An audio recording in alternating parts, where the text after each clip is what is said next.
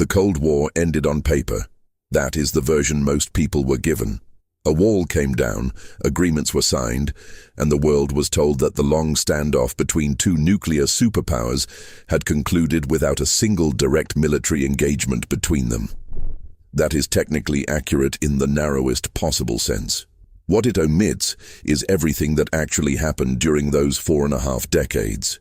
What it omits is the number of times the machinery of total war was set into motion, sometimes deliberately, sometimes through miscommunication, sometimes through equipment failure, and sometimes through the decisions of individuals acting alone in the dark, far from any command structure, with no way to confirm whether what they were seeing on their instruments was real or a ghost signal from a malfunctioning sensor array. The Cold War was not peaceful. It was a period of sustained, managed near catastrophe, and the reason it did not end in the annihilation of both superpowers was not wisdom or restraint or diplomatic brilliance. It was, in most of the cases that came closest to the edge, something much closer to chance. This is not a story about ideology or economics or the collapse of the Soviet Union. Those narratives exist in abundance. This is a story about weapons. Specific systems, specific moments when those weapons came within a procedural step, or a human hesitation, or a broken wire of being used in ways that would have permanently altered the trajectory of human civilization. 20 of them. Not the most famous ones, though some of the famous ones are here. The ones that deserve to be here are the ones that were actually loaded, actually armed, actually positioned, actually launched in some cases, and actually came closer to killing on a mass scale than most official histories have been willing to acknowledge. The first thing to understand is that the Cold War weapon systems were not designed with restraint in mind. They were designed to function. They were designed to carry out their purpose with or without confirmation. In some cases with or without human authorization, and in many cases with explicit provisions for autonomous action if communication with command authority was severed. The logic was rational within its own framework. If the enemy launches a first strike and destroys your command structure, you still need to be able to retaliate. Therefore, you build systems that can retaliate without the command structure. The problem with that logic, which presented itself repeatedly and with extraordinary consistency throughout the Cold War, is that the same systems designed to retaliate in the absence of human authority are also capable of misidentifying the absence of a first strike as the presence of one and proceeding accordingly. The second thing to understand is that the people operating these systems were not reckless. They were, in the overwhelming majority of cases, professional, trained, and genuinely committed to avoiding unauthorized escalation. The problem was that the systems they were embedded in had their own momentum, their own institutional logic, their own escalatory architecture that did not always require individual recklessness to produce catastrophic outcomes.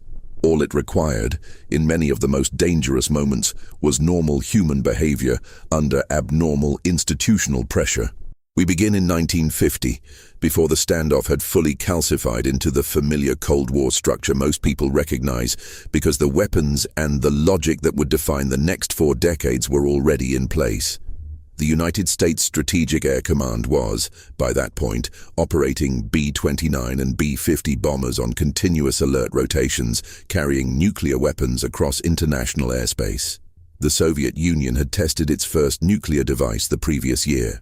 The rules for what to do with those weapons, under what circumstances to use them, and who had the authority to authorize their use were still being written in real time, often inconsistently, often with deliberate ambiguity built in to preserve flexibility.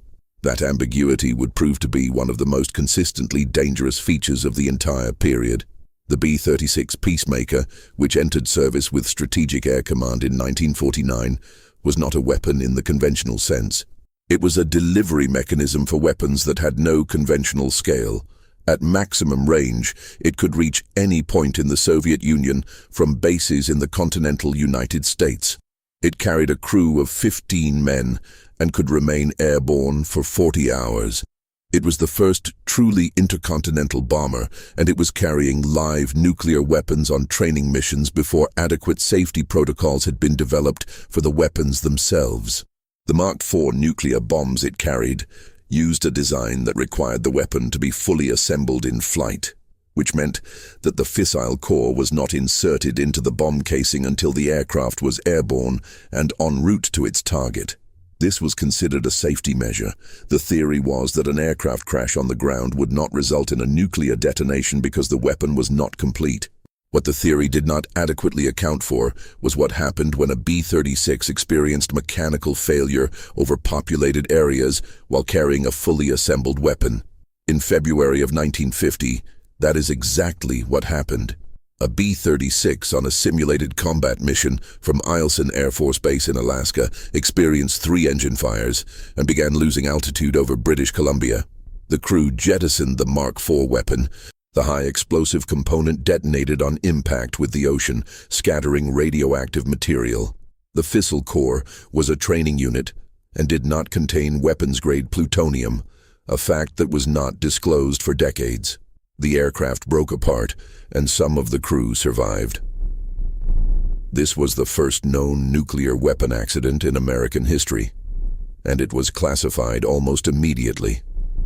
What is notable about the B-36 incident is not the incident itself, but the institutional response to it. The response was not to ground the aircraft or suspend armed training missions.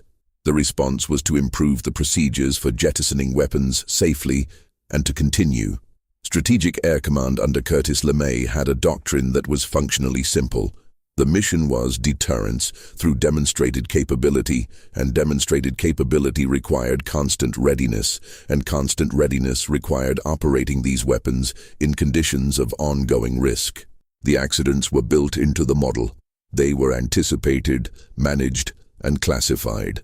There were, between 1950 and the end of the Cold War, at least 32 documented instances in which American nuclear weapons were involved in accidents serious enough to generate formal incident reports under the Broken Arrow classification. The actual number is almost certainly higher because the classification system itself has never been fully declassified. The Soviet side of this ledger is even less complete. Soviet nuclear accident data remained almost entirely sealed through the end of the Cold War, and in many cases through the end of the Soviet Union itself.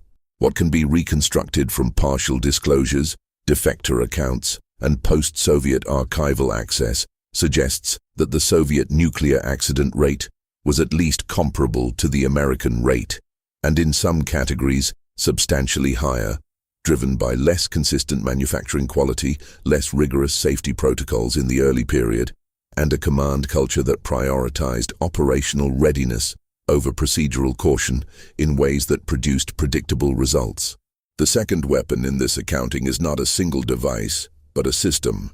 The American Bomark surface-to-air missile was one of the first nuclear-armed air defense weapons deployed in the continental United States. It was designed to intercept Soviet bombers before they reached their targets, and it carried a nuclear warhead because the assumption was that conventional warheads could not reliably destroy a formation of incoming bombers. A nuclear detonation in the path of a bomber formation would. The Bomark was deployed at bases throughout the northeastern United States and Canada beginning in 1959. On June 7, 1960, a Bomark missile at McGuire Air Force Base in New Jersey caught fire when a helium pressure tank ruptured and ignited the fuel system. The nuclear warhead was engulfed in the fire. The fire burned for approximately 45 minutes. Firefighters responding to the incident were not initially informed that they were dealing with a nuclear weapon, a failure in the notification protocol that would be repeated at multiple sites over the following decades. The warhead did not detonate. The plutonium in the warhead melted and contaminated the surrounding area. The site was decontaminated and the incident was classified. New Jersey residents living near McGuire Air Force Base were not informed of what had happened. The strategic logic of deploying nuclear-armed air defense missiles in populated areas was, within the framework of the time, coherent. Soviet bombers crossing the northern approaches to the United States would be flying over exactly those populated areas. Intercepting them before they reached their targets meant detonating nuclear weapons in airspace near American cities, which was accepted as preferable to allowing the bombers to reach their targets. The weapons were designed to be used. The Bomarc accident demonstrated something that the weapons designers had not fully resolved. What happens when a system designed to detonate under specific conditions is instead exposed to conditions it was not designed to handle?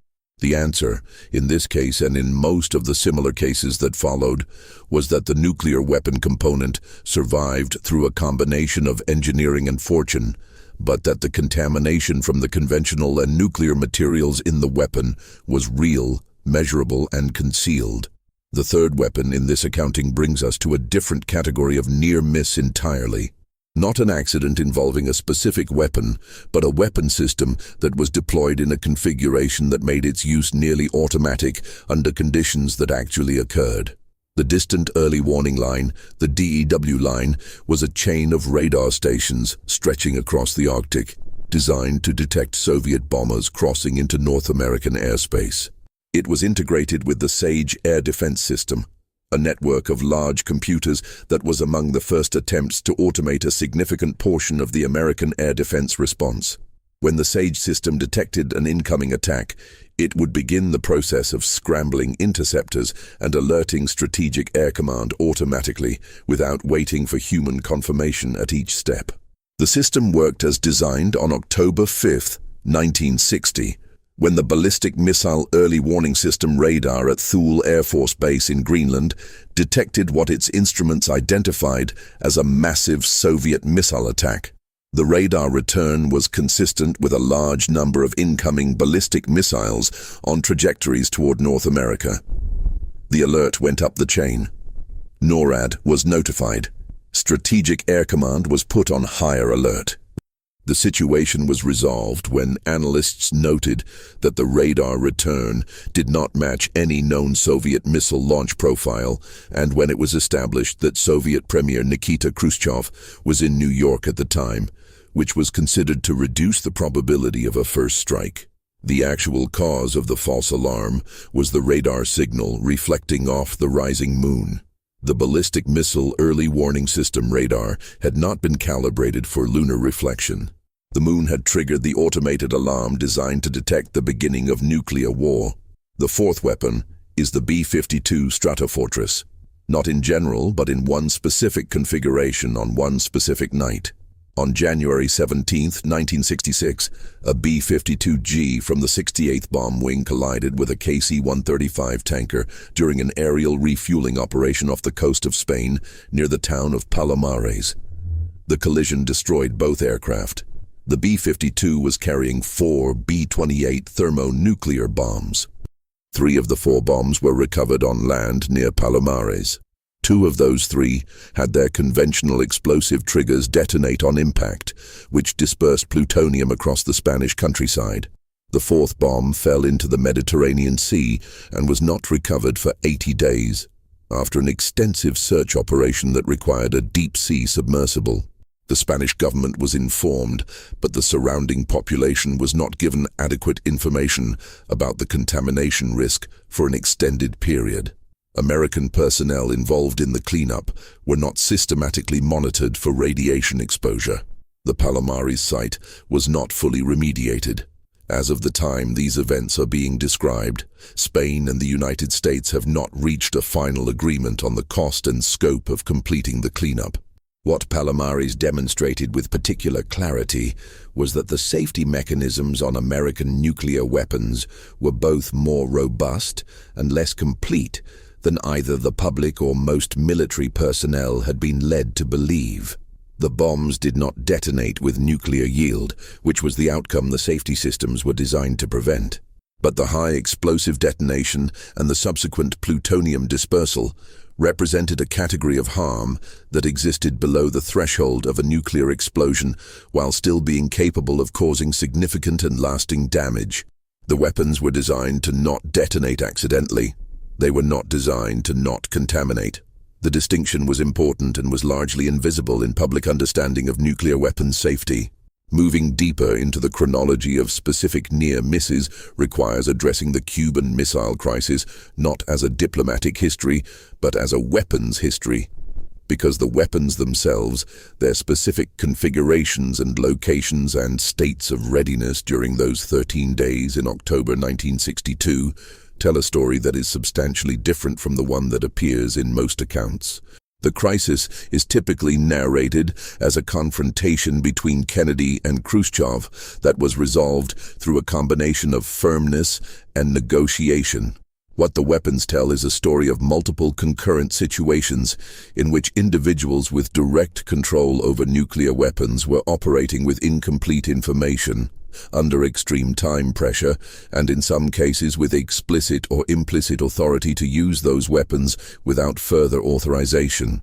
The fifth weapon in this accounting is a Soviet submarine. Specifically, the B-59, a Foxtrot-class diesel submarine that was operating in the vicinity of the naval quarantine line the United States had established around Cuba in October 1962. The B-59 was carrying nuclear-armed torpedoes. The specific weapon was a T-5 torpedo with a 10-kiloton nuclear warhead. The submarine had been operating under communications blackout for an extended period and had not received updated orders. When American destroyers located the B-59 and began dropping practice depth charges to force the submarine to surface, the crew of the B-59 did not know whether war had begun. The submarine's captain, Valentin Savitsky, reached the conclusion that war had in fact begun and ordered the nuclear torpedo to be prepared for firing. The decision to actually fire required the agreement of 3 officers: the captain, the political officer, and the flotilla commander, Vasily Arkhipov, who happened to be on board because the B-59 was the flotilla flagship. Arkhipov refused to authorize the launch.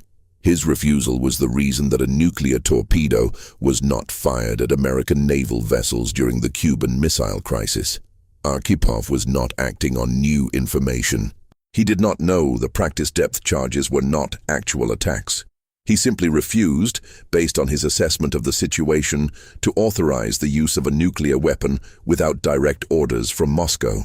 His refusal, in a situation where his 2 fellow officers were prepared to fire, was the operational fact that prevented nuclear weapons use during what is remembered as the most dangerous 2 weeks of the Cold War. He was not celebrated for this at the time.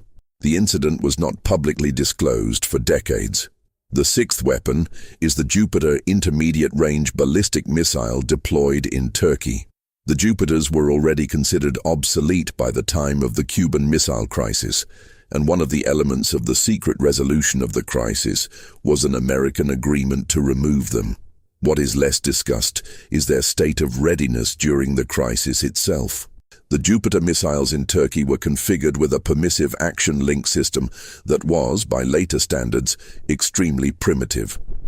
The launch authority provisions for the Turkish Jupiters were such that under certain conditions, the squadron commanders on the ground may have had de facto authority to launch without waiting for presidential authorization.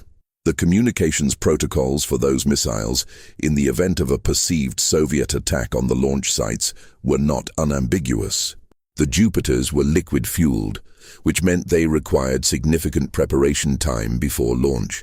They were also soft targets, highly vulnerable to Soviet attack, which created a use-them-or-lose-them dynamic that was recognized at the time as a dangerous instability in the deterrence posture. Kennedy was briefed on this problem during the crisis and reportedly expressed frustration that the missiles had not already been removed, since he had ordered their removal months earlier. The order had not been carried out. Bureaucratic inertia, the routine friction of a large military organization processing competing priorities, had left live nuclear weapons in a configuration that American strategic planners recognized as dangerously destabilizing, pointed at the Soviet Union during the most acute nuclear crisis of the Cold War. The 7th weapon requires moving to the Soviet side of the ledger and addressing an incident that occurred during the same general period, but involved a category of weapon that received far less attention than ballistic missiles and strategic bombers. The Soviet Navy had deployed nuclear depth charges as part of its anti-submarine warfare capability. These weapons were designed to destroy American submarines and were small enough to be delivered by surface ships or aircraft. During the heightened tensions of the early 1960s, Soviet naval vessels operating in the North Atlantic and elsewhere were operating with rules of engagement that gave local commanders significant discretion regarding the use of anti-submarine weapons, including the nuclear-armed variants. The precise boundaries of that authority were not always clearly defined, and the communications between Soviet naval units and Moscow during high-tension periods were not always reliable. The scenario in which a Soviet naval officer, operating under communications blackout, confronting what he believed to be an American submarine preparing to launch, and having both the weapon and the authority to use it, was not hypothetical. It was the operational reality of Soviet naval doctrine throughout much of the Cold War. The eighth weapon in this accounting takes us to 1961 and to one of the most extensively documented and yet still inadequately understood nuclear accidents in American history. On January 24, 1961, a B-52 on a routine airborne alert mission broke apart in flight over Goldsboro, North Carolina. The aircraft was carrying 2 Mark 39 thermonuclear bombs, each with a yield of approximately 3 to 4 megatons. When the aircraft broke apart, both bombs were released. One bomb fell in a relatively controlled manner and was recovered with most of its safety mechanisms intact. The second bomb fell in a manner that activated multiple arming systems in sequence. When investigators reconstructed the sequence of events, they found that 5 of the 6 safety mechanisms on the second bomb had failed or been bypassed by the forces involved in the aircraft breakup. The one mechanism that remained intact and prevented detonation was a single low-voltage switch. A later assessment by a weapons safety engineer, declassified through a Freedom of Information Act request in 2013, concluded that the bomb came extraordinarily close to detonating. A 3 to 4 megaton detonation over North Carolina in January 1961 would have had effects measurable across a significant portion of the eastern seaboard of the United States. The bomb is still in the ground near Goldsboro. The portion of it that could not be recovered, including the uranium components, remains buried under farmland, and the site is monitored but not remediated. The ninth weapon is a category rather than a single device, but it represents a consistently underappreciated dimension of Cold War nuclear danger. The practice of airborne alert, in which nuclear-armed bombers flew continuous missions along routes that brought them to their fail-safe points and back, was a cornerstone of American deterrence strategy from the late 1950s through the 1960s. At any given moment during this period, there were multiple B-52s airborne over the North Atlantic and the Arctic carrying thermonuclear weapons. The logic was sound from a deterrent standpoint. Aircraft in the air cannot be destroyed on the ground by a Soviet first strike. The operational reality was that keeping aircraft continuously airborne, with crews working under fatigue, with mechanical systems operating in extreme cold at high altitude, with weapons that had their own complex maintenance requirements, produced a rate of incidents that was managed but never eliminated. Between the late 1950s and 1968, when the Airborne Alert Program was suspended after the Thule accident, there were multiple crashes and near crashes involving nuclear-armed B-52s. The Thule accident in January 1968, in which a B-52 caught fire and crashed on the ice near Thule Air Force Base in Greenland, scattered 4 B-28 nuclear bombs across the ice. One of the 4 bombs was never recovered. It is in Baffin Bay, at the bottom of the ocean. The 10th weapon brings us to a different technological domain and to one of the most structurally significant weapon systems of the Cold War. The Titan II intercontinental ballistic missile was, from 1963 to 1984, the most powerful nuclear weapon in the American arsenal. Each Titan II carried a single W-53 warhead with a yield of 9 megatons, which made it more powerful than all the conventional explosives used in the Second World War combined, by a significant margin. The Titan II was a liquid-fueled missile, and liquid-fueled missiles require periodic maintenance on the fuel systems, which store highly toxic and combustible hypergolic propellants.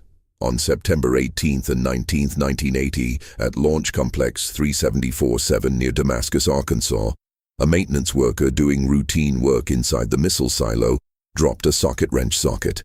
The socket fell approximately 70 feet and struck the missile, puncturing the first-stage fuel tank. Fuel vapor began accumulating in the silo. The decision was made to continue monitoring the situation rather than immediately flooding the silo with water, which was the established emergency protocol. Approximately 8.5 hours after the initial puncture, the accumulated fuel vapor ignited. The explosion blew the warhead approximately 300 feet from the silo. The warhead did not detonate with nuclear yield. The accident killed 1 Air Force personnel member and injured 21 others. The 9-megaton warhead was recovered in a field not far from the silo entrance. The Titan II missile complex at Damascus, Arkansas, is now a museum. The warhead without its fissile material is on display. The Damascus accident is significant not only for what happened, but for the institutional history that preceded it. Concerns about the safety of storing liquid propellant in Titan II silos had been raised repeatedly through official channels over the years preceding the accident. The concerns were documented, reviewed, and addressed through procedural updates that did not resolve the fundamental mechanical vulnerabilities of the system. The sequence that led to the Damascus accident, a dropped tool, a fuel tank puncture, a delayed emergency response, and explosion, represented a failure mode that safety analysts had identified as possible and had attempted to mitigate without eliminating. The mitigation was insufficient. The warhead survived. That outcome was the product of engineering, but it was not the product of design choices that made the accident impossible. It was the product of design choices that made nuclear detonation less likely, while leaving all the other components of a potentially catastrophic accident fully in place. The 11th weapon is the Soviet equivalent of the Titan, and it requires addressing a category of Soviet weapons accident that remained almost entirely unknown in the West until the Soviet Union collapsed. The Soviet R-16 intercontinental ballistic missile, which NATO designated the SS-7 Sadler, was the first Soviet ICBM to be deployed in significant numbers. On October 24, 1960, at the Baikonur Cosmodrome in Kazakhstan, during preparations for a test launch, the second-stage engine ignited prematurely while the missile was still on the launch pad, and while a large number of military personnel and engineers were in the immediate vicinity. The fuel, which in the R-16 was also hypergolic and highly toxic, ignited in a massive fireball. The precise death toll has never been officially confirmed. Estimates range from approximately 80 to over 150 personnel killed, including Marshal Mitrofan Nedelin, who was the commander of Soviet strategic rocket forces. The accident, which became known as the Nedelin catastrophe, was classified at the highest level by the Soviet government. The official Soviet press carried an obituary for Nedelin stating that he had died in an airplane crash. The actual cause of his death was not publicly acknowledged in Russia until 1989. The Nedelin catastrophe was the deadliest single accident in the history of nuclear weapons programs, and it was entirely unknown outside the Soviet Union for 3 decades. The 12th weapon requires a return to the early 1960s and to a less dramatic but structurally more significant near miss than any single accident. The Single Integrated Operational Plan, known as PSYOP, was the American war plan for nuclear conflict. The first PSYOP, PSYOP 62, which went into effect in 1961, called for the simultaneous delivery of approximately 3,200 nuclear weapons against targets in the Soviet Union, China, and Soviet-aligned nations. The plan was designed to be executed as a single coordinated strike, and its authors believed that any selective or graduated use of nuclear weapons was operationally impractical. The logic was that if nuclear war began, the entire plan would be executed in its totality. Kennedy reviewed PSYOP 62 after taking office and was reportedly disturbed by what he found, specifically by the inflexibility of a plan that offered no options between doing nothing and destroying essentially the entire communist world. His attempts to introduce more flexible options into American nuclear war planning were partially successful, but the underlying architecture of a plan designed for total execution, built into the command and control systems and the deployment configurations of the weapons themselves, proved resistant to revision. PSYOP remained throughout the Cold War, a document that described something much closer to the end of civilization than any deterrence theory actually required. The weapons were positioned and configured to execute it. The 13th weapon in this accounting is the Pershing II ballistic missile, deployed in West Germany beginning in 1983. The Pershing II was a significant escalation in the capabilities available to American forces in Europe. It had a flight time to Soviet targets of approximately 6 to 8 minutes, which meant that Soviet early warning systems would have minimal time to detect a launch and relay that information to decision-makers before impact. The Soviets assessed the Pershing II not merely as a theater nuclear weapon, but as a potential first-strike weapon capable of destroying Soviet command and control infrastructure before a retaliatory order could be given. This assessment drove Soviet planners to consider delegating launch authority to lower levels of the command hierarchy, so that retaliation would not depend on senior leaders who might already be dead when the warning arrived. The Pershing II created an incentive for the Soviets to build exactly the kind of automated or pre-delegated launch system that Western planners feared most. The weapon was deployed as part of a NATO response to Soviet SS-20 deployments, and the rationale was strategically coherent within its own framework. The effect was to create a bilateral dynamic in which each side's attempt to maintain deterrence required the other side to develop systems that reduced human control over nuclear weapons use. The 14th weapon is Able Archer 83. Not a weapon itself, but a military exercise that brought weapons to a state of readiness that nearly triggered the use of actual weapons in response. In November 1983, NATO conducted a command post exercise called Able Archer 83, designed to practice the procedures for transitioning from conventional to nuclear war. The exercise was more realistic than previous iterations, involving actual communications procedures, realistic alert levels, and participation by senior political figures. Soviet intelligence, operating under a standing directive to watch for indicators of a surprise Western nuclear first strike, assessed elements of Able Archer 83 as potentially representing preparations for an actual attack. Soviet nuclear forces in Eastern Europe were placed on unusually high alert. Soviet aircraft were loaded with nuclear weapons and placed on standby.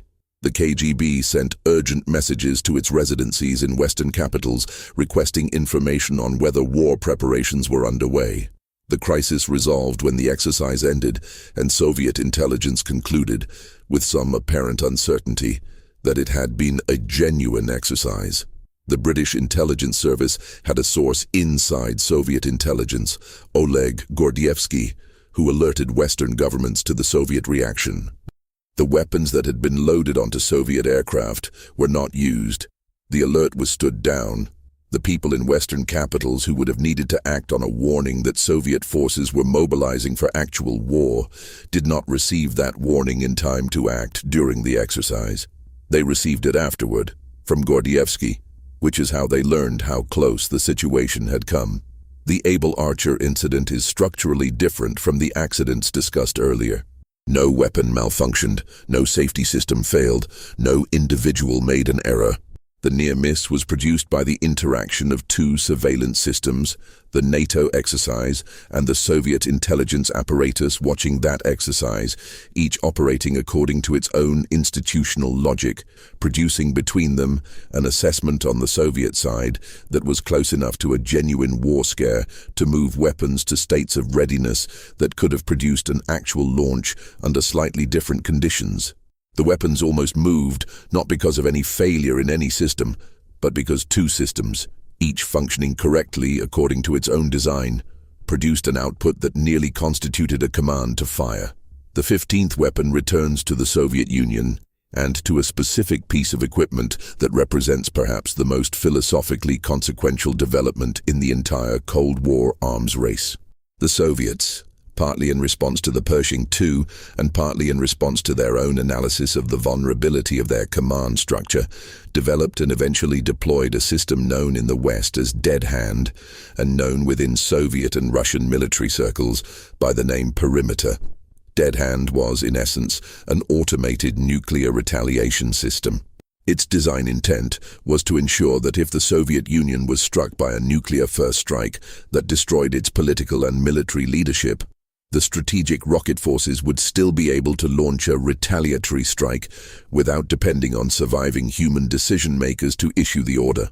The system worked by monitoring for indicators of a nuclear attack, including seismic sensors, radiation detectors, and communication disruption. If those indicators suggested that a nuclear attack was underway, and if communication with Soviet leadership was lost, the system could, under certain conditions, automatically issue launch commands to strategic missile forces. The existence of Dead Hand was not publicly confirmed by Russian officials until 1993, when a former Soviet general described the system in an interview. Subsequent reporting and research, including work by American journalist David Hoffman, reconstructed in considerable detail how the system worked and when it became operational, which was during the 1980s. Dead Hand was, and as of publicly available information may remain, operational. The weapons it controls are real. The conditions under which it would issue launch commands were specified by its designers and have not been publicly rescinded. The 16th weapon is the result of an event that occurred on September 26, 1983, approximately 6 weeks before Able Archer 83, and that represents the single clearest example in the documented record of an individual human decision preventing nuclear war. The Soviet early warning satellite system, which used infrared sensors to detect the heat signatures of ballistic missile launches, reported a launch of American ICBMs. The duty officer at the Serpukhov 15 bunker that night, Lieutenant Colonel Stanislav Petrov, received an alarm indicating that one American missile had been launched, then 5 missiles. The protocol for this situation was to relay the warning to his superiors immediately, which would have initiated the Soviet response chain. Petrov did not relay the warning immediately. His assessment, reached in the minutes while the alarm was active, was that the alarm was a false alarm, based on his judgment that an actual American first strike would involve many more missiles than 5, and on his knowledge that the satellite system had experienced technical problems previously. His assessment was correct. The satellite had detected sunlight reflecting off high-altitude clouds in a way that the system's software misidentified as missile launches. Had Petrov relayed the alarm as protocol required, the alarm would have reached decision-makers who had minutes to decide whether to launch a retaliatory strike before American missiles arrived. Petrov made a decision based on incomplete information, personal judgment, and an assessment of what made strategic sense. He was right. He was later reprimanded, not for his decision but for failing to properly document his actions during the incident. The incident was classified and was not publicly known until 1998. The Petrov incident and the Arkhipov decision on the B-59 submarine have a structural feature in common that is worth dwelling on. In both cases, catastrophe was prevented by an individual who chose not to do what the system he was embedded in was designed to produce. Arkhipov refused to authorize a launch that 2 other officers were prepared to authorize. Petrov refused to relay an alarm that protocol required him to relay. In both cases, the weapons remained unused because a person decided, on their own judgment, to deviate from the procedure. The weapon systems, the protocols, the command structures, all pointed toward a different outcome. The outcome that actually occurred required human beings to resist those systems. That pattern, appearing repeatedly across different weapons, different contexts, different nations, and different decades, is one of the most significant and least discussed features of the Cold War. The 17th weapon requires addressing a category of incident that is less dramatic than submarine torpedoes and early warning false alarms, but that was, in terms of its potential for triggering catastrophic miscalculation, consistently dangerous throughout the Cold War. The practice of nuclear depth bomb dropping by anti-submarine warfare aircraft created situations in which Soviet submarines, operating under communications blackout, were subjected to what they could plausibly interpret as attack. American and NATO anti-submarine warfare doctrine called for using practice depth charges and signaling devices to force Soviet submarines to surface for identification. From inside the submarine, the acoustic signature of these devices was not always distinguishable from an actual attack, particularly under conditions of high noise, crew fatigue, and the mechanical stress of extended operations. The Soviet submarines operating under these conditions were carrying nuclear-tipped torpedoes with significant yield. The Soviet Navy's doctrine for responding to attacks on its submarines included provisions for the use of those weapons. The gap between a NATO anti-submarine warfare exercise and what a Soviet submarine crew understood to be happening to them was, on multiple documented occasions, significantly smaller than NATO planners appear to have appreciated. The 18th weapon is the cruise missile, specifically the American AGM-86 air-launched cruise missile, which represented a significant development in the taxonomy of nuclear delivery systems for reasons that extended beyond its range and accuracy. The cruise missile could fly low and slow, making it difficult to detect on radar. It looked on a radar screen like an aircraft, which created ambiguity in any early warning system that was trying to distinguish between a nuclear attack and a routine air traffic situation.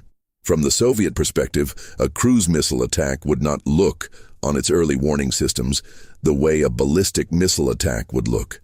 The warning time would be longer, but the ambiguity would also be higher. Soviet planners working through the implications of American cruise missile deployment had to account for the possibility that an attack might begin not with a clear ballistic missile launch signature, but with objects that looked like aircraft and that could be carrying nuclear warheads. The appropriate response to that ambiguity within Soviet military doctrine was to act before the ambiguity resolved itself, which meant launching before the incoming objects had been positively identified as nuclear weapons. The cruise missile was a precision weapon of considerable accuracy and utility, and it was also a contribution to a strategic environment in which the trigger for nuclear response was set slightly lower by its existence. The 19th weapon is the neutron bomb, or more precisely, the enhanced radiation weapon, which was developed in the United States during the late 1970s, and which produced one of the most intense political controversies of the Carter administration. The neutron bomb was designed to kill personnel through intense radiation while minimizing blast and heat effects, which meant it would kill the crews of Soviet tanks in Central Europe without destroying the buildings of West German cities. The military rationale was that it would allow NATO to stop a Soviet armored advance without the collateral destruction of the European territory it was defending. The political controversy it generated, in Europe and within the Carter administration itself, eventually led Carter to defer deployment, a decision that damaged his credibility with NATO allies and emboldened the Soviet Union's assessment that Western public opinion could constrain American nuclear deployments. The neutron bomb was never deployed in Europe in the Carter era. The Reagan administration later authorized production and storage of the weapons, though the specific deployment decisions were handled quietly and without the political controversy of the Carter period. The weapon existed, it was built, it was stored. The decision about whether to use it in an actual European war scenario, with actual Soviet armor moving through actual West German countryside, would have required a decision that no political leader had fully worked through in advance. The 20th weapon in this accounting is not a single device, a single accident, or a single near miss. It is the system itself, considered as a weapon. By the mid-1980s, the United States and the Soviet Union together possessed approximately 60,000 nuclear warheads. They were distributed across submarines, land-based silos, aircraft, artillery shells, naval torpedoes, surface-to-air missiles, anti-ballistic missile systems, and various delivery platforms, some of which were themselves nuclear-armed. They were connected to command and control systems of varying reliability. monitored by early warning systems of varying accuracy, and assigned to military personnel operating under doctrines that had been developed and revised over 4 decades of institutional accretion. The system had, by this point, a logic of its own that was substantially independent of the intentions of any individual leader or any specific political decision. Kennedy had tried to introduce flexibility into American nuclear war planning and had partially succeeded. Reagan had ordered a review of American nuclear war plans and had been disturbed by what he found. Gorbachev had pushed for reductions in part because Soviet military briefings on what the weapons could actually do had apparently made a significant impression on him. None of these individual political interventions had changed the fundamental architecture of a system designed to operate under conditions, including the deaths of political leaders and the destruction of command infrastructure, in which political intentions would be irrelevant. The system was built to survive the people who built it. It was designed to function in the absence of the judgment of the people who designed it. Between 1983 and 1991, the Cold War did not end because the weapons were secured. It did not end because the command and control systems were replaced with something more stable. It ended because the Soviet Union collapsed under the weight of its own internal contradictions, its economic failures, and the political decisions of a leadership that had concluded that the existing system could not continue. The weapons remained. The submarines remained on patrol. The silos remained loaded. The early warning systems remained active. Dead Hand, or its successor systems, remained operational according to Russian official statements. The warheads that could not be recovered from the bottom of the ocean remained at the bottom of the ocean. The plutonium scattered across the Spanish countryside near Palomares remained in the soil. The infrastructure built to fight a war that was never declared remained in place, monitored, maintained, and in many respects still pointed in the same directions it had been pointing when the wall came down. The Cold War ended without resolving the systems it created to sustain it, and those systems did not dissolve when the political arrangement that produced them was declared finished. They continued, because systems built to outlast their operators generally do exactly that.